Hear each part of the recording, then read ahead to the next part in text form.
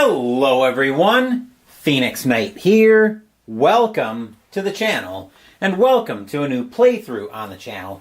We're headed back to the Cthulhu Mythos once again, and our yearly visit to Esbury, Massachusetts, in Call of Cthulhu, Alone Against the Tide by Chaosium. Now, this adventure is going to be a little bit different than what you've seen for Call of Cthulhu before, in that we're actually going to be going through more of a choose-your-own-adventure style, and you'll see that as the adventure unfolds, as Dave's Tabletop Gaming now joins us here.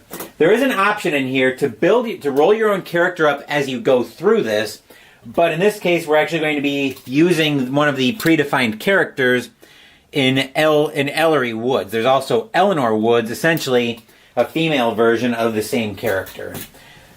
And I know, Dave, you've started into Call of Cthulhu recently. I don't know if you've done much with the Alone adventures, but here's another one that we're going to jump into. So, without any further ado, let's jump into the action. So let's go to our start entry. Our story begins sometime in the 1920s on the pier opposite the lakeside resort of Esbury, Massachusetts. Your investigator's reasons for visiting the town are discussed in the relevant entries. Read through introduction and getting started, yada yada yada. I've got all of that, so we're going to go right to number 1. The sun sinks low on the horizon as you board the ferry headed across the lake to Esbury. As you set foot on the boat, the ferryman greets you with a wide smile and a cheery wave. He stands by the gangplank as you pass, welcoming the other passengers as he removes his cap to scratch at his balding head. His pudgy figure fills his well-worn suit. He looks a little awkward, but he seems a rather pleasant sort. Leaving the man behind you, you take a seat toward the prow, eyes fixed on your destination. Just survived Alone Against the Flames. Nice! And one thing I like about the way Call of Cthulhu does their adventures, let me see if I can bring it in here. There's actually a note on the entries telling you the source of it. So if you need to back up for some reason, you realized you forgot to make a note or something, there's always a source set to tell you where you came from. So let's go to number 12. You settle into a seat with your thin briefcase resting on your lap, noticing that the passengers are likewise getting comfortable for the short trip across the lake. Glancing around, you catch sight of the ferryman entering the cabin. As you sit patiently and wait for the engine to come to life, you listen to the sounds of idle chatter around you. You look out across the water and notice a thin fog beginning to form over the surface of the water as the temperature drops with the approach of night. After a few minutes, you hear the engine sputter into action and feel the ferry lurch forward. The conversations around you continue as the ferryman joins you all on deck. You can't help overhearing most of the talk, though it's surprisingly banal. There are almost a dozen passengers on the ferry. Most of them are simply looking to spend their money during their weekend in Esbury and to enjoy the various shops and leisure activities the lakeside town has to offer. Most of the passengers seem to come from money, as is common in Esbury. You notice a strange look from one of the women in the group. She has a full figure and brown hair and eyes. She seems to be looking you over, admiring your features. And there's details here about how to build your custom investigator, but we're not going to worry about those. What I will point out, though, is, as is mentioned, I can actually use the blank character sheet I was going to use. As we'll point out on the blank character sheet, we can see everything's been filled in for us, along with the half and fifth values.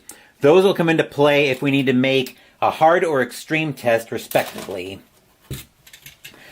So we've got, and they've also taken the liberty of filling in the backstory for our character.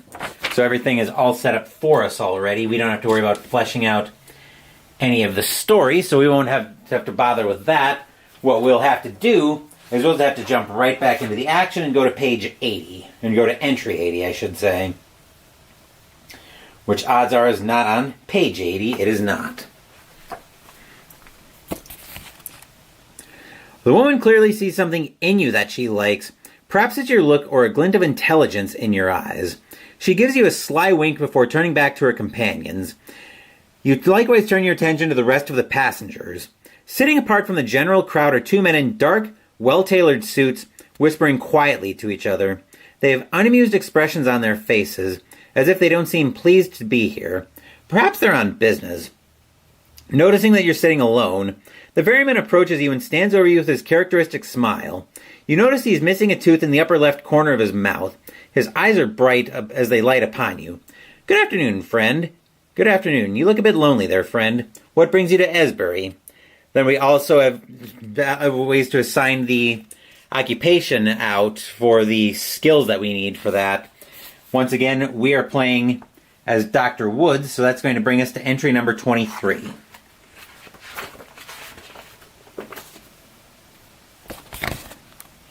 Here we are.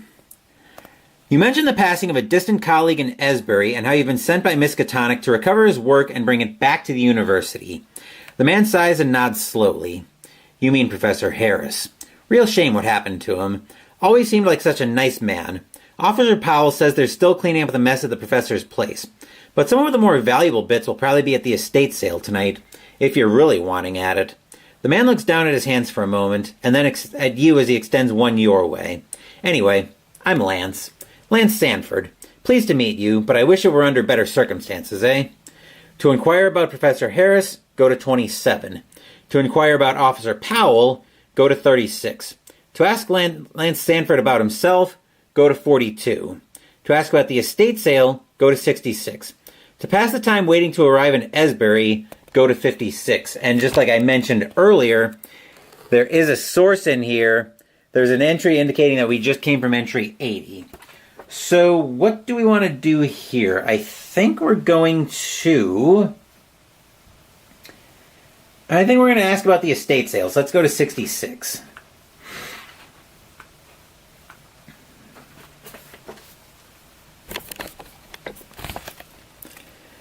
The mention of an estate sale grabs your interest and you ask for some more information. Sanford obliges.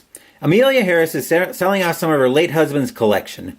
She could use the money and doesn't really have an interest in that Indian stuff the professor studied. But some folks do. Collectors, academics, that sort of thing. She put the word out not long after her husband died.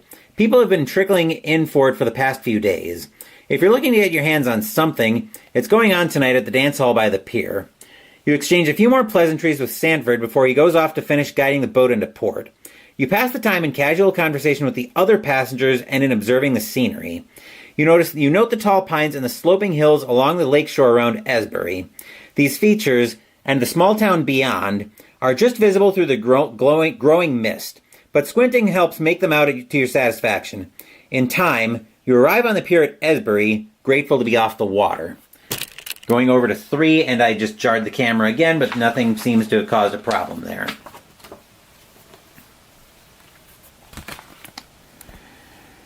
You take your first steps onto the pier with the rest of the ferry passengers, trying to get your land legs once again. The passengers still chat casually as they walk off to their destinations. You notice one last little flirty wink from the full-figured woman as she struts along confidently behind the woman accompanying her, and you feel the two dark-suited men push past you at a brisk pace, nudging you out of their way. Sanford gives you one last wave and a smile as he begins tending to the old rust-stained boat that is his pride and joy. The last light of the sun is fading fast, and the fog is growing thick on the water now. The night is still young, but you would rather not be wandering around in the dark and fog of a town you are unfamiliar with. Taking in your surroundings, you see a sizable crowd jockeying for entrance into a lavish, modern-looking building along the lakeside. A folding sign sits out front, illuminated by a lantern. The words, "Estate Sale Tonight," are written on it in large, bold letters. While this seems to be the main attraction, you could also seek out somewhere to stay for the night and set about your work in the morning. If you've not done so already, yada yada yada, we have already calculated everything. To visit the estate sale, go to 15. To find somewhere to stay for the night, go to 26. I think we're going to go to the estate sale.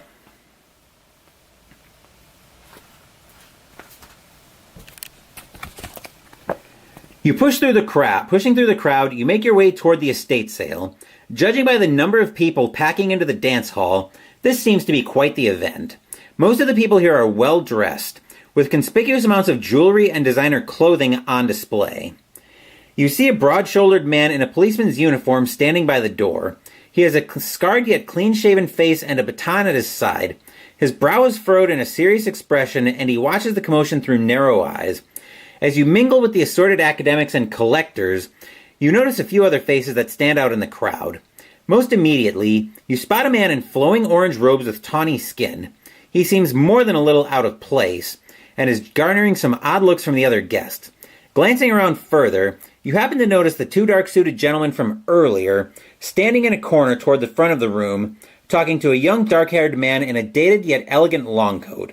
He is of a slight build and has rather sharp features. A thin wisp of a mustache hangs beneath his nose. Most noticeable, though, is the rather attractive young woman standing on stage at the front of the room next to a bespectacled old man. Long black hair cascades down her shoulders, accentuating her pale features and complementing her formal black dress.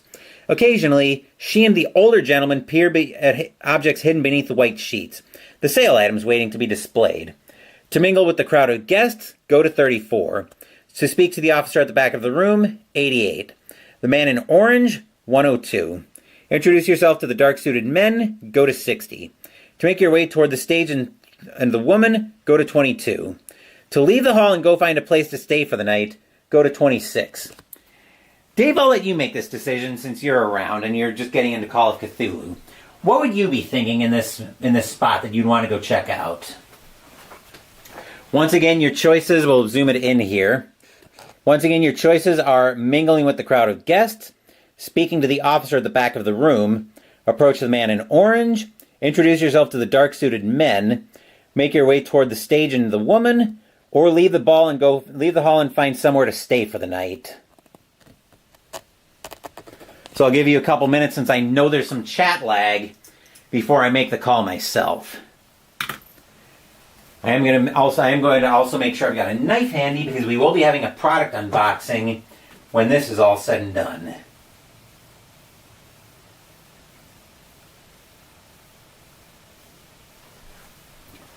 Approach the man in orange, Dave says. All right, we can do that. Let's go to entry 102. Entry 102. You approach the strange man. He seems well-traveled and weary, and his long orange robes are a stark contrast to the fine suits and dresses of the New England financial elite. He seems decidedly out of place. You open your mouth as if to speak and find him staring intensely at you. Make an anthropology roll. If you succeed, go to 72. If you fail, go to 37. Our anthropology is a 60, so now we need our D100 dice, and we want to roll under this. So let's give this a roll and see what happens here. We also have luck of... Apparently we don't have our luck rolled up, so I need to refresh my memory on how to roll my luck.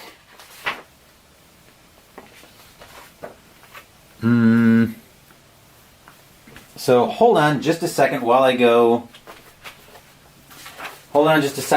refresh my memory on how I roll my luck. Be right back.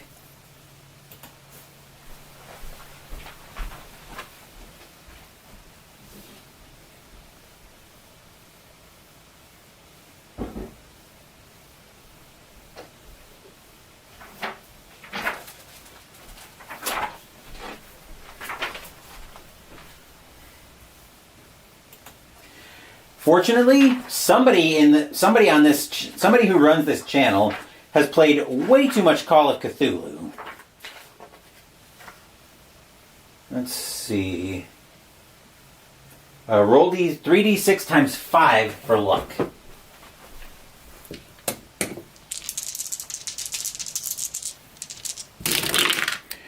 Okay, so that is not a lot of luck, actually. 8 times 5 is 40 luck. So I've definitely got to be picky about how I use it. So now back to our regularly scheduled anthropology roll. This is a roll of a 60 once again.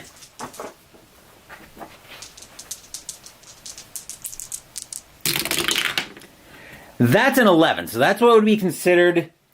Actually, yeah, that would be considered an extreme success, but a regular success will do here, and I just realized I'm actually going to need some scratch paper here, so I'll use this log from when I was having problems with second season. Anywho, succeed will bring us over to 72.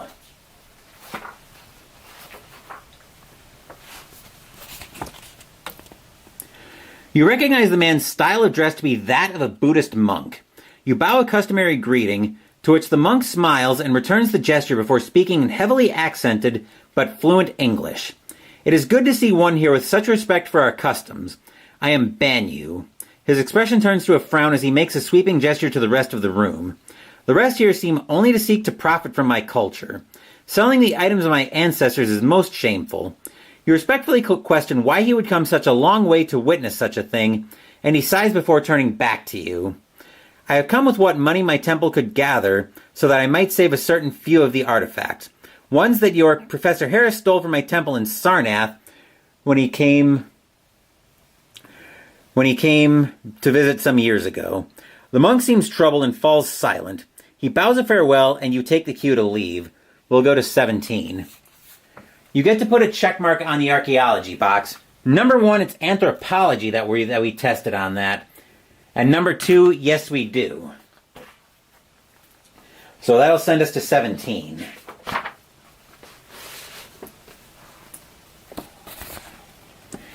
You have begun gathering information in Esbury. Would you like to interact some more? We can choose 3 options, or before, if we're ready to move on, go to 35. Selecting the hall to leave will make you ineligible for further selections from this list. Since I've done this adventure a few times before, Dave, I'm going to let you be the primary driver of this one. What would you like to do next? The man in orange we've met is Banyu, so we can't go to him again. We've still got the crowd of guests, the officer at the back of the room, the dark-suited men, go toward the stage and the woman, leave the hall and go find a place to stay for the night, or ready to move on.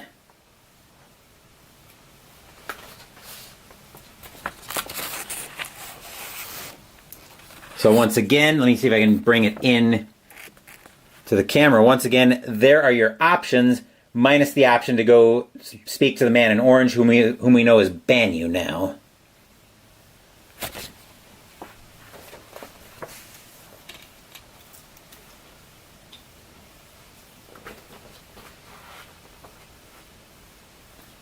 Stage and the woman, all right.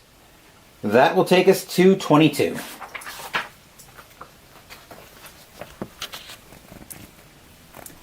You make your way to the stage, navigating around the many guests in the dance hall. Your eyes lock firmly on the woman, and hers rise to meet yours as she looks up from peeking at one of the hidden objects. She stops what she's doing as you approach, and a smile appears on her lips as she notices that she's caught your eye. She rests her left hand on her hip as you come to stand at the foot of the stage. The old man behind her continues his inspections, either unaware or uncaring that you've come to distract them. The woman leans toward you over the edge of the stage. You can see her makeup has been painstakingly applied, despite her status as a recent widow. You clear your throat as you meet her gaze and promptly introduce yourself. She extends her hand to you formally. "Well, aren't you a new face in town?" she teases. "We get those quite a bit here. No doubt you plan to bid on some of my late husband's things. Good for both of us, I say. Just be sure to give a good price for little old me, all right?" She winks slyly at you. You realize now would be a good time to get some more information from this woman, who might be the most well-informed regarding your interests. She certainly seems like the flirty sort and would probably respond well to more of the same. Make a charm roll. If you succeed, 43. If you fail, 57. His charm roll is a 15. Professors clearly are not known for their charm, although we did just roll an 11 on the anthropology check. So let's see what we do here.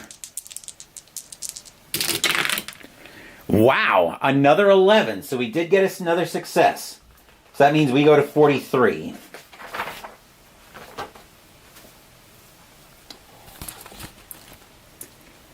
You take her hand in yours and bring it to your lips, keeping eye contact with her as you do so. She giggles and her smile grows wider as she regards you with interest. "My, aren't you the charmer? If I weren't a widow, I'd be thrilled. But I still must mourn my husband, you understand. He was a stuffy old goat and obsessed with his studies. I have no problem selling his things, mind you, but that's because I need the money. A girl like me gets used to a certain standard of living, after all. Yes, I will be putting a checkmark in the charm box, too. But I can't very well go chasing after the first suitor who comes to replace him, no matter how fetching." She winks at you again and rests her hand on your arm and lowers her voice to a whisper. "But perhaps you could join me for a drink later. I have a little bit set aside for good company. I won't tell if you don't." She seals the conversation with a final wink before lifting her hand and turning back to the stage and its hidden artifacts. So I will put a check mark in the charm box, and that will send us back to 13. Actually, no, 17. So one last option here for you, Dave. Once again, we have the crowd of guests, the officer at the back of the room, the dark-suited men, finding a place to stay for the night, or moving on.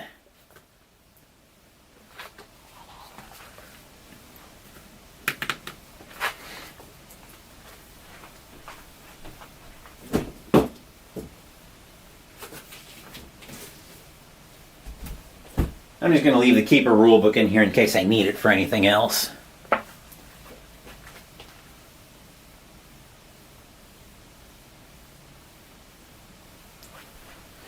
Moving on, Dave says. Very well. Over to 35. Right here. The murmuring of the crowd dies down and people begin to gather around the stage as Amelia and the older gentleman call everyone to attention. The widow strides confidently to the front of the stage where the lights are centered. She flashes a broad smile at the crowd and begins to speak. Good evening, everyone. I'm so glad you could all make it tonight. As you all know, my husband recently passed and, well, at this point Amelia begins to tear up theatrically, so much that her makeup begins to smear. She produces a handkerchief to dry her eyes before continuing. Well, I'm very upset. I miss my poor William very much, and I don't know what I'll do without him. And that's why I've brought you all here tonight. I hope you can find some use for his collection, and I know that he would be happy to see his things go to those who value them highly. I hope you'll show this poor widow a kindness by finding something you like. But now, let us begin. I'll leave the auctioning to Mr. Warren. With her opening statement complete, Amelia moves to stage left and allows the bespectacled old man, presumably Mr. Warren, to take center stage. He clears his throat before speaking. Tonight, we have 6 very ancient and very valuable items for sale from the estate of Professor William Harris. Though exceedingly strange, I have deemed these items to be authentic to the best of my ability. I have placed a ballot box, slips of paper, and a pencil on each of the 6 tables next to the item for sale. If you wish to bid on an item, simply write your name and the amount you are willing to pay for it on a slip. Then place it in the box. The item will be sold to the highest bidder. All of the proceeds will go to the wife of the deceased. With that, Mr. Warren moves to reveal the gathered items. Go to 70.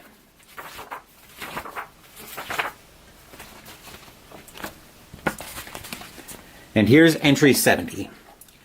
Mr. Warren approaches the first table and removes the cloth covering to reveal an odd pair of clay cylinders covered with strange etchings. They are small and seem quite fragile, with large cracks running down their sides. Mr. Warren proceeds to the next table and likewise uncovers the item in question. This one is significantly larger and more ornate. It appears to be some sort of altar or reliquary, heavily decorated with yellow-green gemstones. However, there is one similarity with the first item, the presence of the same strange written characters, though these ones seem to have been painted on. The old scholar turns to the next item in question and displays it for all to see. A decorated crown of solid bronze, wrought with the image of a Hindu god. The next item is certainly the most mundane. A large, thick, leather-bound journal that appears well-worn and beaten, with several loose papers jammed between the edges. Mr. Warren senses the confusion of some members of the crowd and clarifies that the notebook is the assembled personal works and studies of Professor Harris.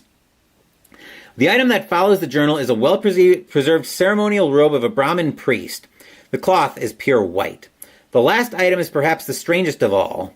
It is a small statue or idol, presumably of one of the many deities of ancient India. Made from a blue-green stone in the shape of a rather grotesque lizard-like creature, the craftsmanship is crude and gaudy, so much so that it appears fake. People begin moving among the items, looking them over and conversing quietly. Make either an appraise or archaeology roll. Succeed to 45, fail to 61. Let's see, appraise or archaeology. We're going to use his archaeology because it's the higher of the two, and his archaeology is a 70. His appraise is only a 5, so yeah. We're going to use archaeology for this. And we're going to roll a 97, so we are going to fail that check, which means we will go to 61.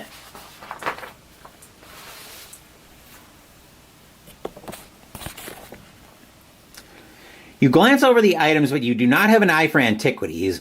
As near as you can tell, everything is as it appears to be and as Mr. Warren claims. Still, as you look over the notebook, you notice it contains personal accounts as well as academic findings. It will likely be a good source of information regarding Professor Harris. Go to 81.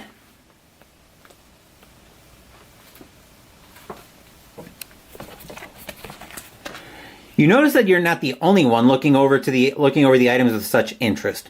The monk appears to be closely scrutinizing the stranger items as well, and the dark-suited gentleman from earlier seemed to have taken a liking to the curious idol. Apart from this, various other guests wander around the tables, occasionally fixing on one in particular. There are many guests and a fair number of bids being placed. If you would like to bid on any of the items, now is the time.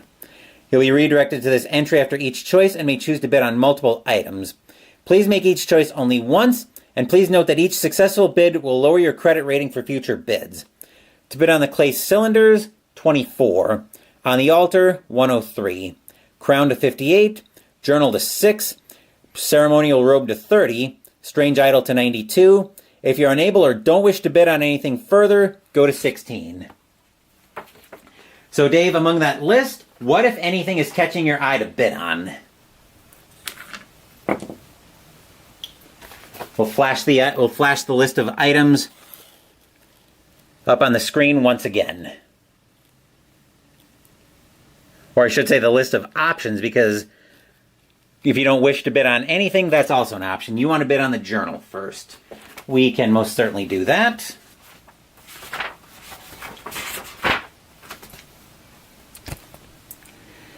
You feel that the information in the journal is essential to your interests, and you cannot help but make a bid. You place your paper with the others and hope that Mr. Warren calls your name when the amounts are compared. Make an appraise or credit rating roll. Succeed to 100, fail to 14. So we've got appraise or credit rating. His appraise is a 5. We'll use his credit rating of a 60. Unless for some reason you'd like me to use the appraise of a 5.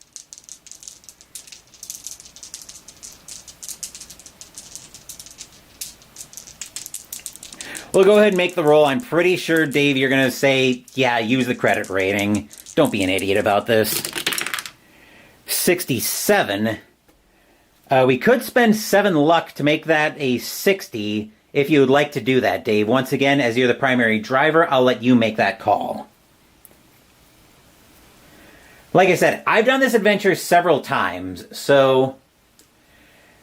Well, you like the credit rating odds better. Unfortunately, we have come up a little bit short, but we've got enough luck that we could make that a pass, if you would like to. Bear in mind, we only have 40 luck to work with, though, so take that into consideration. You'll spend the luck. Okay. Then we will bring the 40 down to a 33, make that a 60, and we will pass. So that'll send us over to 100.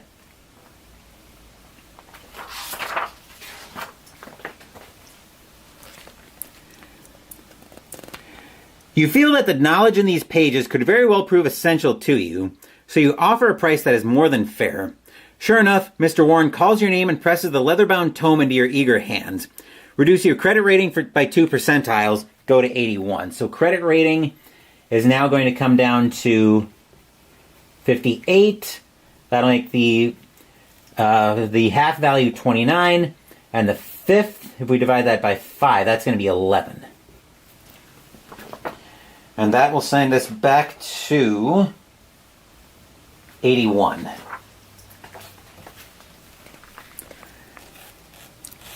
There's the item of options once again, minus the journal. What would you like to bid on next?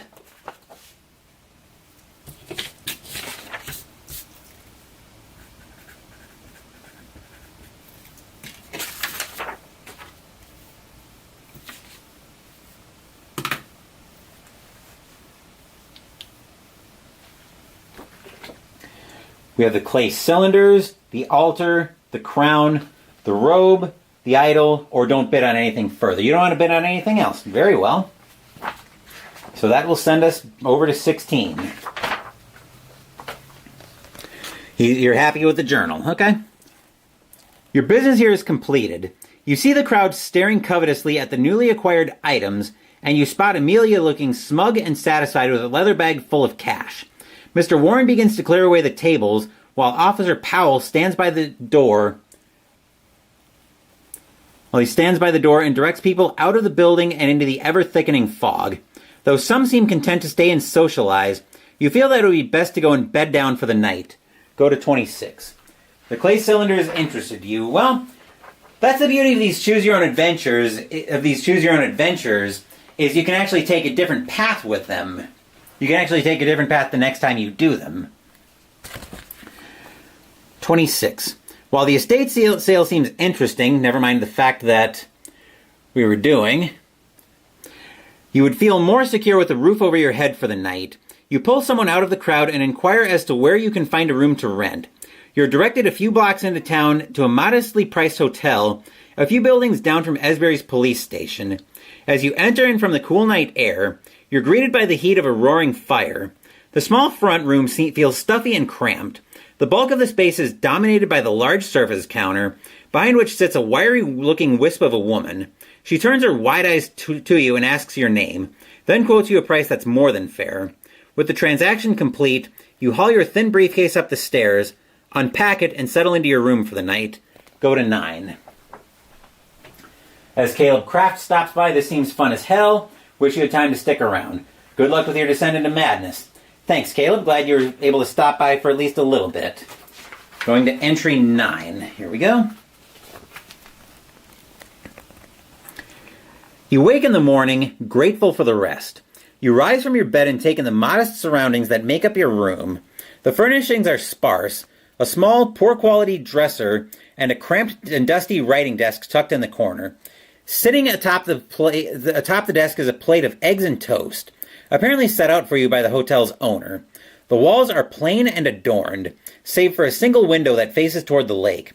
However, this view is currently blocked by the incredibly thick fog, which has taken on a pale green hue. Your vision is obscured entirely, and you cannot see into the depths of that outlandish green mist. You also notice your personal belongings placed around the room, exactly as you left them the night before. Go to 106. I could definitely see having fun on a collab doing some Call of Cthulhu. But let's go to entry 106. After getting dressed and eating the modest breakfast set out for you, you're ready to begin your day. You take a moment to consider what that means for you. Your mind turns to Professor Harris. If you're so inclined, you might be able to investigate the circumstances of his death further. Considering that you don't have his widow Amelia's address, you would have to start your search with the official report filed with Officer Powell at the police station. Alternatively, you could take this free time to look through your belongings and examine any items you might have. The hotel owner has been in your room, so a check of your things might be in order. Or perhaps you have some other reason to look over your possessions. Finally, if you feel that your business in Esbury is concluded, you could always try to find Lance Sanford at the ferry. To go to the police station, 11. To look over your items, 32. Go to the ferry, 153. Dave, what say you?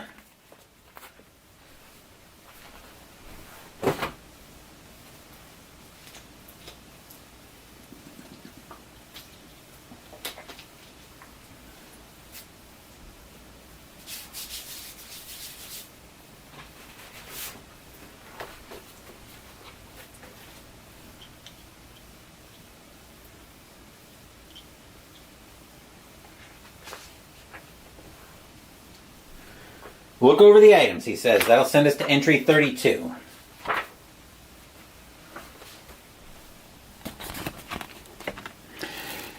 A cursory inspection of your personal belongings reveals that nothing is amiss.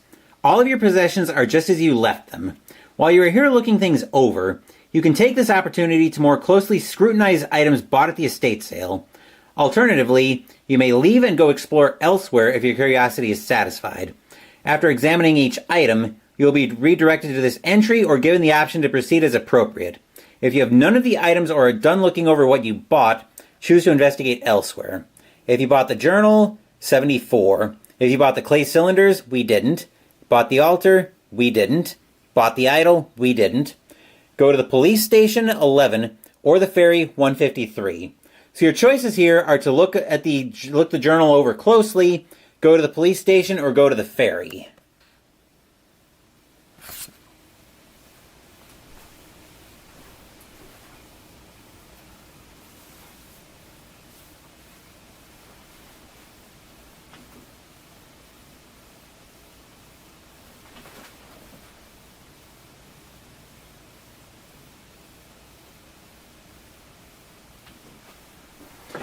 Look over the journal, he says. All right, over to 74 we go. Though you glanced at the notebook during the estate sale, you haven't had time to properly look it over until now. Reading through the book, you become deeply engrossed and spend the next few hours in study. The time spent yields valuable information. Professor Harris made several trips to India, starting about 12 years ago. During these visits, he went to multiple sites to make observations and recover artifacts. His longest and most profitable trip appears to have been 10 years ago during an excursion to Sarnath, India, where he writes about recovering several items from an active Buddhist shrine. Apparently, Professor Harris had some regret about this theft, but he couldn't resist taking the artifacts for his personal collection. The description of the items he came across in Sarnath matched some of the items at the estate sale last night. The clay cylinders, the gemstone-encrusted altar, and the lizard-like idol are all described in detail in the entries related to his trip to Sarnath. These same items then appear throughout the rest of his journal. He'd clearly been studying them over the past decade and developed something of a fixation with them. It was the idol that initially caught Harris's eye, and according to him, the depiction of the great and grotesque water lizard matched no known description of any Hindu deity. Hoping to find clues to this idol's identity, Harris set about trying to translate the mysterious script on the cylinders and the altar. In doing so, he met with significant difficulty, as the text was only barely recognizable as an archaic dialect of a pre-Sanskrit language. The process was slow and painstaking until about a year ago. At this time, Professor Harris writes of having a strange and enlightening dream. He reports walking in the ancient world from whence these items originated, a grand city of marble walls and onyx streets, of bronze gates and marvelous palaces and gardens. He writes of visiting the 17 tower temples of this ancient city and meeting the bearded gods who dwelled there, sat upon their ivory thrones. Harris calls this strange place Sarnath, despite the sheer impossibility of this. He claims that among the temples he learned the secrets of the ancient writing. His next entry goes on to describe the odd clay cylinders as the brick cylinders of Kadatheron, though he hadn't yet identified the other objects. The next few pages have been torn from the journal. The entries resume with more mundane matters, though there are still references to the artifacts from time to time. The most recent entries in the journal speak of Harris's daily studies and living with Amelia. It's clear that he cared about her deeply from the way he writes about her, but he laments that his studies keep him from spending the time with her that he would like. Instead, he lavished her with gifts and money, which she was all too happy to accept. He notes that Amelia had never been happy despite the distance between them. The last entry to catch your eye is dated a little over a week ago. Apparently the pages torn from the journal went missing only recently. Professor Harris expresses deep concern at this, as there were no signs of forced entry to his study, and only he and Amelia had access to it, though he was sure he hadn't removed them from the journal himself. You finish your reading by glossing over the last week of the professor's life, which is rather uneventful and peaceful beyond his continued obsession with the artifacts and his occasional worries about Amelia. Go to 32. Okay, that brings us back to where we started from. So now it's either go to the police station or try to go to the ferry. So those are your options right now. Dave, what say you?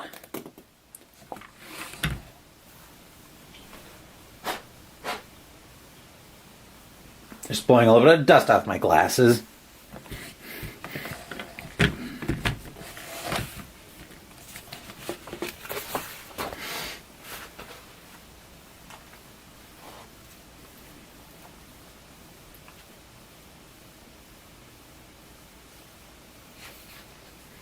Go to the ferry on page 153, or on entry 153. I keep saying page 153.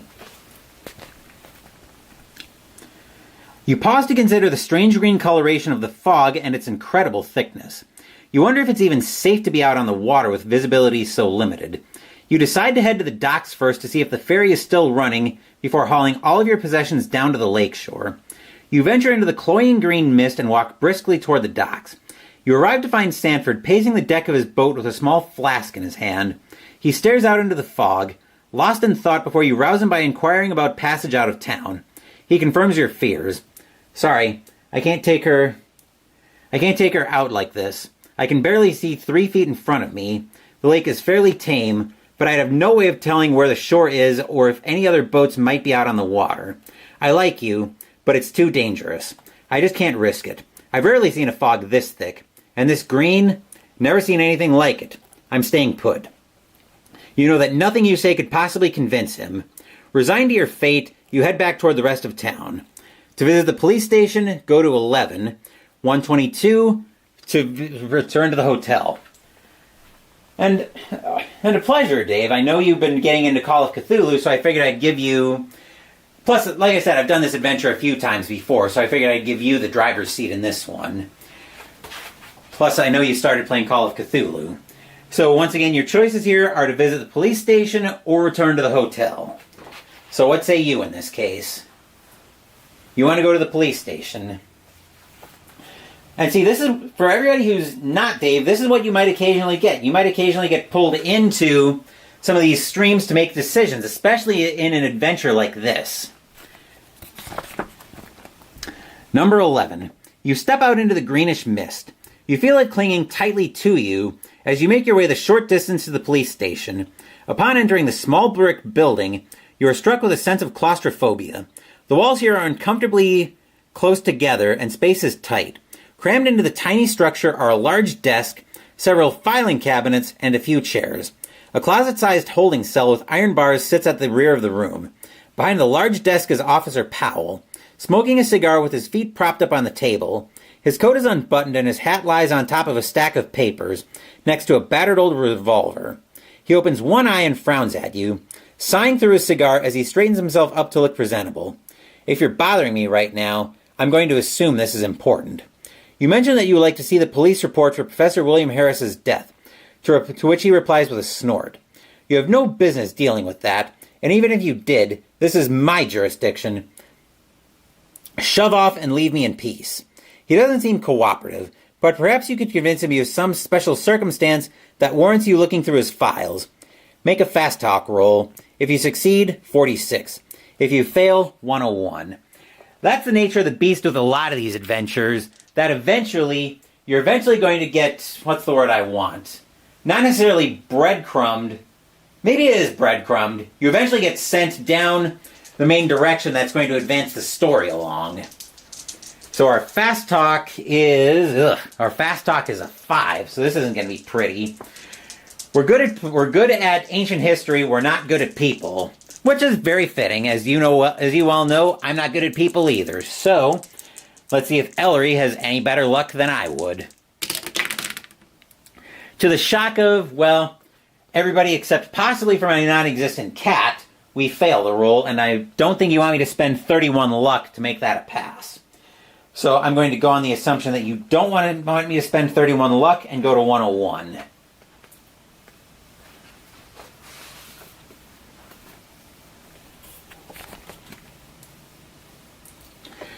You try to convince the officer that you have a particularly good reason for needing access to the file, but he simply doesn't care. Scram, stranger. You're ruining my smoke. If you want to dig at the dead guy, go bother his widow. Her place is over on the north side of town, right next to the church. Can't damn well miss it. Officer Powell will be of no more help at this time. Shocker.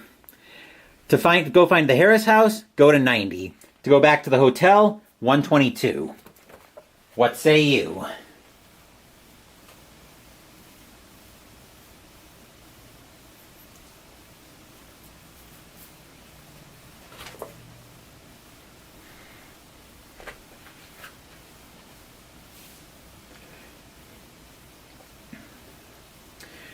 You know, it's a good thing we're not dealing with 1984 right now. You want to go to the Harris house.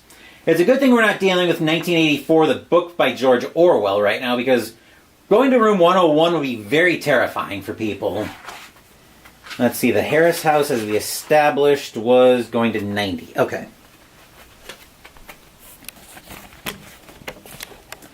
You walk into town toward the Harris address. Even knowing the location, It's difficult for you to find your way due to your unfamiliarity with the town and the density of the peculiar green mist. As a result, it's some time before you arrive at the Harris house. As you approach the building, a man steps out of the fog, blocking your path. He is young and thin, with rather angular features and the faint hint of a mustache atop his lip. He's dressed in a dark suit and stares at you from beneath a flat cap. You're an unwelcome surprise. I don't know what you're looking for, but you won't find it here. Your eyes betray you as you glance at the Harris house. The man scowls visibly. Why don't you leave the poor widow alone, you creep? If you want to bother her, you're going to have to go through old Joshua here. Capiche? His hand brushes beneath his coat as if searching for something, but then he stops himself. He pauses for a moment, looking you over once more before spitting on the ground at your feet and turning away. To call out to Joshua, go to 5. Make your way to the Harris house, 55. To heed his warning and return to the hotel, 122. Those are your choices here. What say you?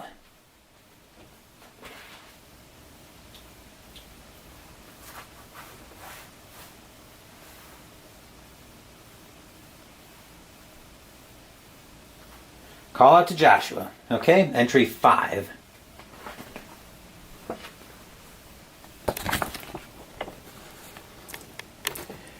You call out to Joshua, half expecting to explain himself, half expecting that he will simply brush you off.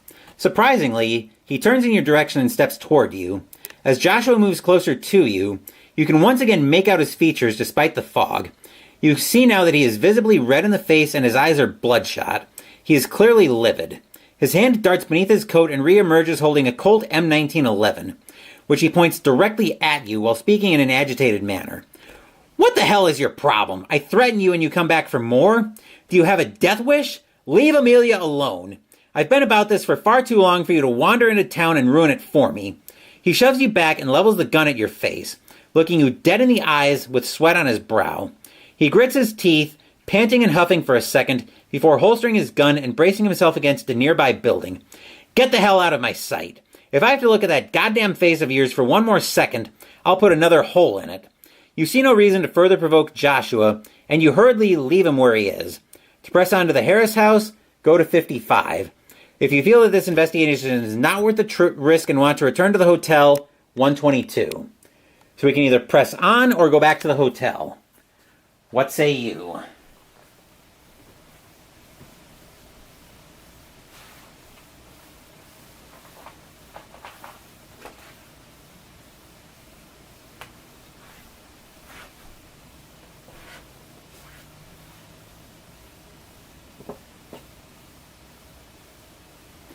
Return to the hotel. So you're deciding this one's not worth the trouble. Okay?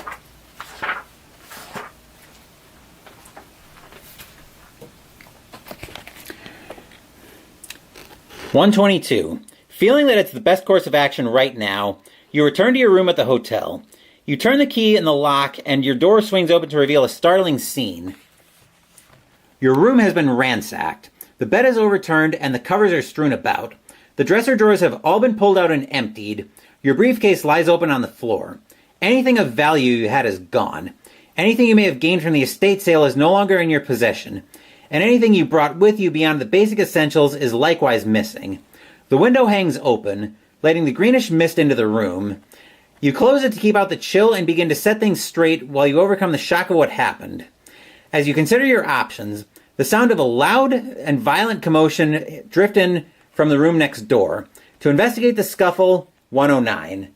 Or to ignore the scuffle, 109. To investigate, 142. What say you? So we've obviously lost the journal and pretty much anything else we would have brought with us. So we can either ignore the scuffle or go investigate. Dave wants to investigate, so we'll go to 142 to do that.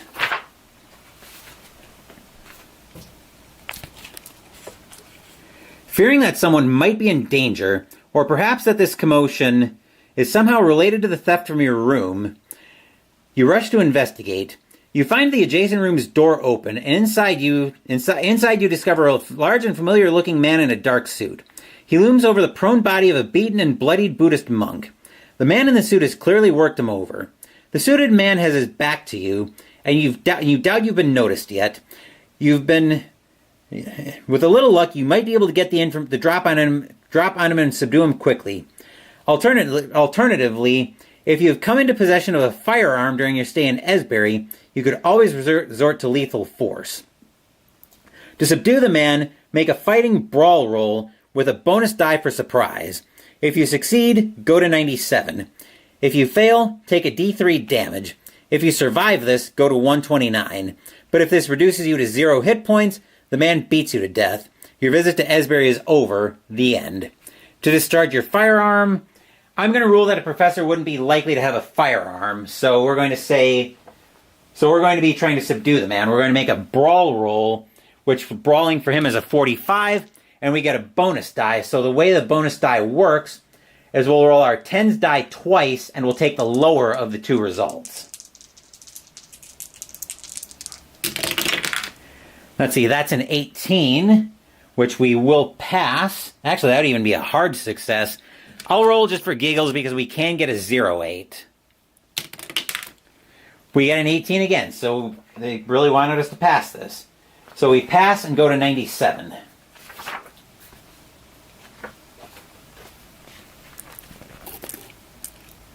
You rush the man and swing for his head.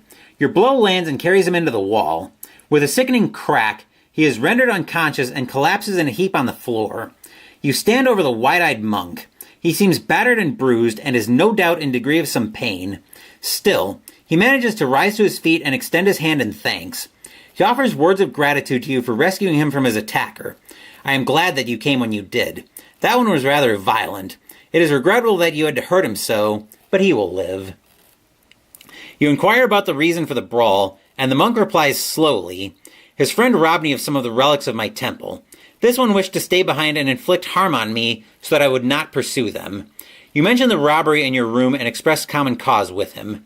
The monk smiles at you and shakes your hand more vigorously. Then we shall go after our things together. I heard them discuss where they would meet up later, after that one. He points to the unconscious thug, was done with me. Wondering at your good fortune, and not willing to turn down any aid, you accept the monk's offer. You doubt the suited man will be waking any time soon, and you will both be gone by then. You simply leave him and exit the hotel, with the orange-robed Buddhist leading you through the mist. Over to 13.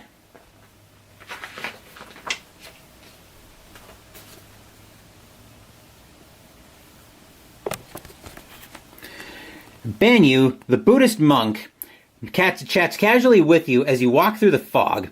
You both note that the light is beginning to dim through the mist, and this becomes the topic of conversation for a few minutes. It will be even harder to see soon. I would not like to be out and about any longer than we must. This fog is most unusual. Is this hue common here? You respond that the greenish color of the fog is highly unusual, and he seems mildly perturbed. I have seen nothing like it in my temple in India either. The conversation continues like this for some time until finally you arrive at your destination. The place in question is a small house located at the edge of town near the church. Banyu informs you that he has no intention of going inside, as he knows it may result in violence and he is opposed to physical conflict. He shoots you a quick glance and then goes to stand by the church. You try the door and find it unlocked. You have no doubt that the men inside will be armed, so you slip inside quietly, hoping to avoid notice. Make a stealth roll. If you succeed, 165, fail to 144, but there's a note here. To meet Banyu, entry 215 on your investigator's sheet. Later, you may be prompted to visit Banyu if you know where to meet him. At that time, you may then go to 215. So I'm going to make a note here.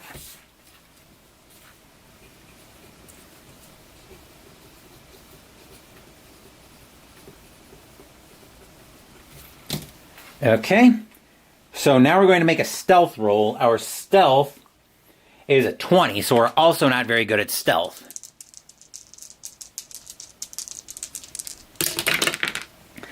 That's a 34. We could theoretically spend 14 luck to make that a pass. But I know I'd hesitate, especially with only having 33 luck. Dave, unless you can convince me to spend 15 luck to make that a pass on a stealth check of a 20, actually that would be 14 luck we'd have to spend. That would bring us down to 19 luck. So unless you can convince me to spend that much luck, we're going to go to 144.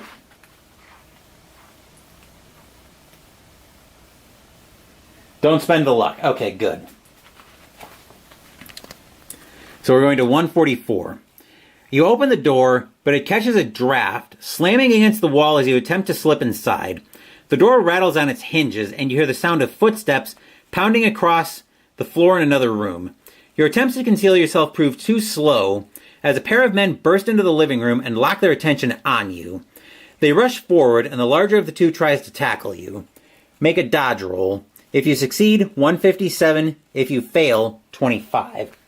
His dodge is half of Dex. Actually, his base is half of Dex, but he's actually got 50 into it. So we will see about making a dodge roll. That one's a 5, so that would actually be an extreme success. Not that they specify for extreme successes, but I will put a check mark next to dodge since we passed that. And then we are going to 157.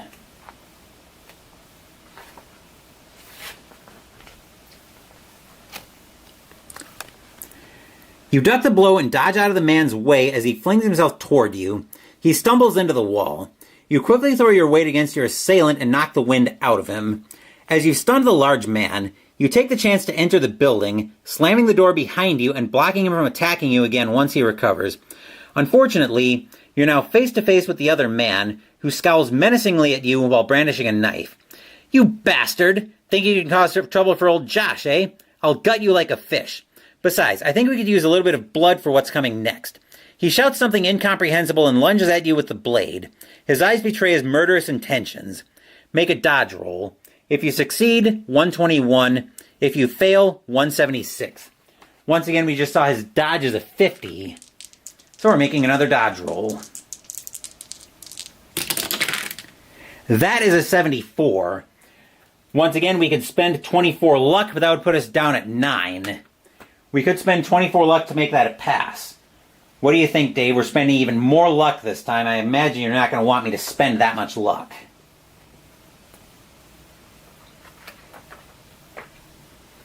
But I'll sit tight in case you do want me to spend the luck.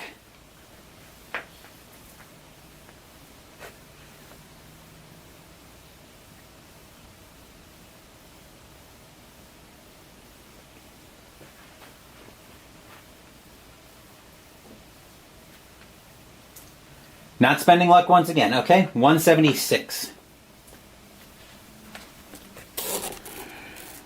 You're too slow, and Joshua plunges the blade into your chest as he pins you against the wall. His face lights up with joy as he watches you struggle in agony. His eyes are the very picture of sadistic madness, and he drinks in your pain. Joshua leans in close as you feel your strength fade, whispering to you in a strange tongue that sends chills through your remaining blood. I'm trying to pronounce the gibberish. He cackles madly and pulls the knife from your chest. You desperately grasp at your wound to slow the blood loss. I have seen this in my dreams. Your blood will lead the way to that magnificent city. It is pleased. He takes the bloody knife and quickly slashes it across your throat, finishing his sacrifice to something unspeakable. You're dead. If you like, you may attempt the story again and hope for a better outcome. But for now, your visit to Esbury is over. The end. Well, hurt is one way to put it, Dave, but, yeah, we ended up dead in this case. So that'll do it for this playthrough of Call of Cthulhu Alone Against the Tide. I am going to count this as a separate game on my count for the end of the month, because this is a different adventure in Call of Cthulhu, and it's structured very differently than what we did using the Investigator's Handbook earlier here during the Advent of the Phoenix, and I just dropped one of my D6s. I will track it down later. Anyway, rather than pick that fight, yeah, that was actually a very fun time. Thanks for being around and being willing to be a participant in this adventure.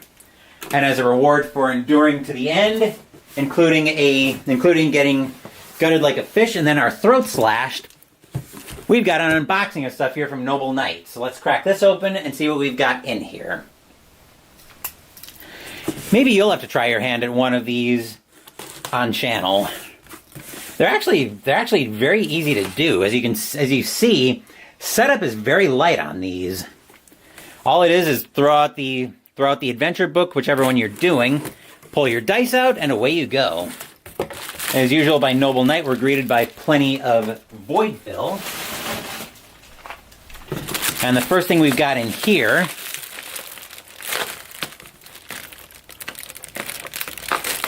if I can ever slice that open, we're greeted by the first trade. This is hardly our first time trading. What we're greeted by in here is Marvel Dice Throne, Black Widow versus Doctor Strange. I'm definitely adding to my Dice Throne collection. Plus, given how Black Widow basically saved my hide when I was playing Marvel Champions, I figured, you know what, it's probably time to have her in the collection. And then we've also got the companion book by Stealth and Sea by DVG, talking more about the Italian human torpedo attacks during the Second World War. Oh, actually I had the back cover of it, so it looks like in more color is the front cover. So now we've got a little more historical context on that. But that'll do it for this playthrough of Call of Cthulhu Alone Against the Tide. I'm probably going to start working on some unboxings later tonight, but I do have one more game that I want to get to on the channel later tonight. So stay tuned to the channel for that one. Thank you for watching this video. Please give the video a thumbs up and subscribe to the channel. Be sure to turn on notifications so you get my content. Be well, stay safe, take care of yourselves and your loved ones, and I'll be back with more videos in the future. Until then, take care, everyone.